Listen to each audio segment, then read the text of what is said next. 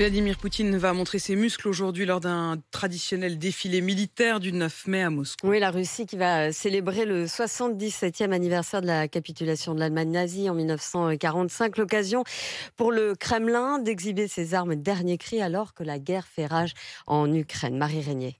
Cette année, plus que le défilé militaire sur la place rouge, c'est bien le discours de Vladimir Poutine qui sera scruté. Père de Young est spécialiste de géopolitique. Ce discours, bien évidemment, sera un discours de victoire et de but atteint. Ça, c'est certain qu'il ne va pas dire qu'il est dans la panade. Mais par contre, après, c'est quelle est la deuxième phase? Est-ce qu'il y a une deuxième phase qui va suivre? Et qu'est-ce qu'il va faire? Une hypothèse, Vladimir Poutine pourrait profiter de cette occasion pour officialiser la guerre, jusque-là qualifiée d'opération spéciale.